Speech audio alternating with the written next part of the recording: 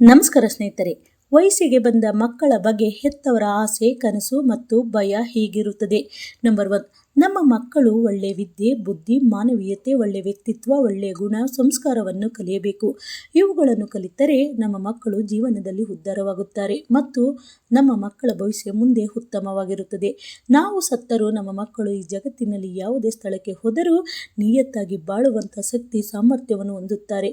ಮಕ್ಕಳು ಹೆತ್ತವರ ಹೆಸರಿಗೆ ಯಾವುದೇ ರೀತಿ ಕಪ್ಪು ಚುಕ್ಕಿ ಬರದಂತೆ ನೋಡಿಕೊಳ್ಳುತ್ತಾರೆ. ಹೋದ ಕಡೆಯೆಲ್ಲ ಹೆತ್ತವರ ಹೆಸರನ್ನು ಬೆಳೆಸುತ್ತಾರೆ ಮತ್ತು ಉಳಿಸುತ್ತಾರೆ.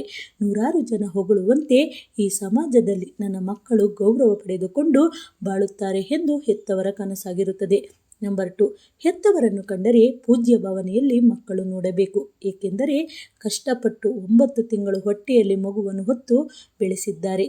ತಾವು ಹಸಿವಿನಿಂದ ಇದ್ದರೂ ಮಕ್ಕಳ ಹೊಟ್ಟೆಯನ್ನು ತುಂಬಿಸಿ ಸಾಕಿದ್ದಾರೆ. ಇನ್ನೊಬ್ಬರ ಮನೆ ಕೈಚಾಚಿ ಬೇಡದಂತೆ ನೋಡಿಕೊಂಡಿದ್ದಾರೆ. ಮಕ್ಕಳು ಕೇಳದ ಮುಂಚೆ ಆಸೆ ಪಟ್ಟಿದ್ದನ್ನು ಅರ್ಥ ಮಾಡಿಕೊಂಡು ಕೊಡಿಸಿದ್ದಾರೆ. ಮಕ್ಕಳು ನೋವು ಪಟ್ಟಾಗ ತಮ್ಮದೇ ನೋವು ಎಂದು ಅನುಭವಿಸಿದ್ದಾರೆ. ಈ ಜಗತ್ತಿನಲ್ಲಿ ಯಾರು ಪ್ರೀತಿ ಮಾಡದಷ್ಟು ಹೆತ್ತವರು ತನ್ನ ಮಕ್ಕಳನ್ನು ಪ್ರೀತಿ ಮಾಡಿದ್ದಾರೆ. ಎಲ್ಲರೂ ಕೆಟ್ಟದಾಗಲಿ ಎಂದು ಹಾರೈಸಿದರೆ ಹೆತ್ತವರು ಮಾತ್ರ ನನಗೆ ಕೆಟ್ಟದಾದರೂ ನನ್ನ ಮಕ್ಕಳಿಗೆ ಒಳ್ಳೆಯದಾಗಲಿ ಎಂದು ಹಾರೈಸಿದ್ದಾರೆ. ದೇವರು ಬೇಡಿದಾಗ ಮಾತ್ರ ಕೊಡುತ್ತಾನೆ, ಆದರೆ ಬೇಡದ ಮುಂಚೆ ಎಲ್ಲವನ್ನು ಕೊಡುವವರು ಹೆತ್ತವರು ಮಾತ್ರ. ಆದ್ದರಿಂದ ಹೆತ್ತವರು ದೇವರಿಗಿಂತ ಒಂದು ಕೈ ಮೇಲು ಅನಿಸುತ್ತೆ. ಆದ್ದರಿಂದ ಪ್ರತಿಯೊಬ್ಬ ಮಕ್ಕಳು ಹೆತ್ತವರನ್ನು ಪೂಜ್ಯ ಭಾವನೆಯಲ್ಲಿ ನೋಡಬೇಕು. ನಂಬರ್ 3, ಓದುವ ವಯಸ್ಸಿನಲ್ಲಿ ಪ್ರೀತಿ ಪ್ರೇಮ ಎಂದು ತಲೆ ಕೆಡಿಸಿಕೊಳ್ಳಬಾರದು. ಏಕೆಂದರೆ ಬಾಳಿ ಬದುಕುವ ವಯಸ್ಸಿನಲ್ಲಿ ಹಾಳಾಗಬಹುದು ಮತ್ತು ಪ್ರೀತಿಯಿಂದ ಮೋಸ ಹೋಗಬಹುದು. ಓದಿ ಕೆಲಸ ತೆಗೆದುಕೊಂಡ ನಂತರ ಪ್ರೀತಿ ಪ್ರೇಮ ಮಾಡಿ ಮದುವೆಯಾಗಿ. ಆಗ ಹೆತ್ತವರಿಗೂ ಸಂತೋಷವಾಗುತ್ತದೆ.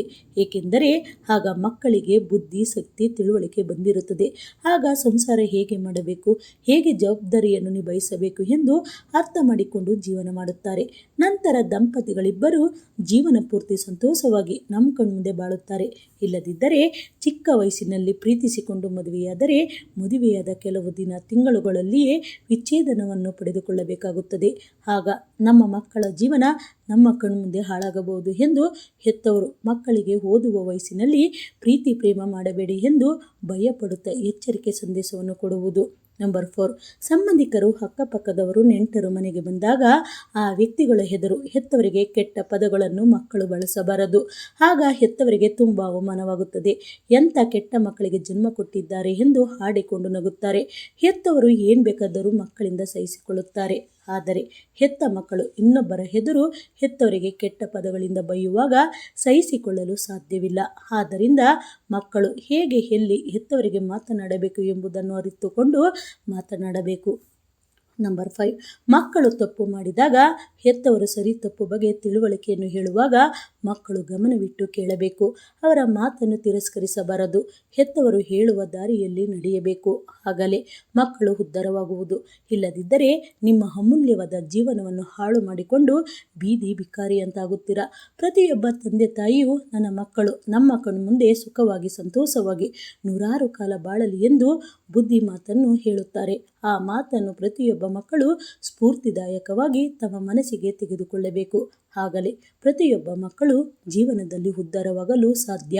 ನಂಬರ್ 6, ಹೆತ್ತವರ ಬಗ್ಗೆ ಯಾರೇ ಚಾಡಿ ಹೇಳಿದರೂ ಮಕ್ಕಳು ಕೇಳಬಾರದು. ಹೆತ್ತವರು ಮತ್ತು ಮಕ್ಕಳನ್ನು ದೂರ ಮಾಡಲು ಕೆಲವು ಶತ್ರುಗಳು ಮಕ್ಕಳನ್ನು ತಮ್ಮ ಸ್ವಾರ್ಥಕ್ಕೆ ಬಳಸಿಕೊಳ್ಳುತ್ತಾರೆ. ಅಂತಹ ಸಮಯದಲ್ಲಿ ಹೆತ್ತವರ ಬಗ್ಗೆನೇ ಚಾಡಿ ಹೇಳಿಕೊಡುತ್ತಾರೆ. ಆಗ ಮಕ್ಕಳು ಅಕ್ಕಪಕ್ಕದವರು ಚಾಡಿ ಹೇಳಿರುವ ಮಾತನ್ನು ಹೆತ್ತವರಿಗೆ ಬಂದು ತಕ್ಷಣ ಹೇಳಬೇಕು. ಇಲ್ಲದಿದ್ದರೆ ಮಕ್ಕಳಿಗೆ ಹೆತ್ತವರ ಬಗ್ಗೆ ಕೆಟ್ಟ ಅಭಿಪ್ರಾಯ ಶಾಶ್ವತವಾಗಿ ಮನಸ್ಸಿನಲ್ಲಿ ಉಳಿದುಕೊಳ್ಳುತ್ತದೆ. ನಂಬರ್ 7, ಕೆಟ್ಟ ಸ್ನೇಹಿತರ ಸಹವಾಸ ಮಾಡಬಾರದು.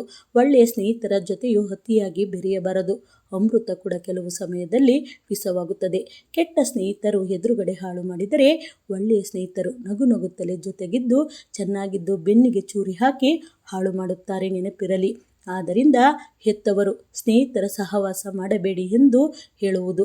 ನಂಬರ್ 8, ಕೊನೆಯದಾಗಿ ಮಕ್ಕಳು ಒಳ್ಳೆಯ ಉದ್ಯೋಗವನ್ನು ತೆಗೆದುಕೊಂಡು ಈ ಸಮಾಜದಲ್ಲಿ ಗೌರವ ಮರ್ಯಾದೆ ಪಡೆದುಕೊಂಡು ಅನುಕೂಲವಾಗಿ ಬಾಳಿದರೆ ಅದಕ್ಕಿಂತ ಹೆತ್ತವರಿಗೆ ಇನ್ಯಾವುದು ಸಂತೋಷ ಇಲ್ಲ ಎಂದು ಹೆತ್ತವರ ಆಸೆ ಮತ್ತು ಕನಸಾಗಿರುತ್ತದೆ ಸ್ನೇಹಿತರೆ.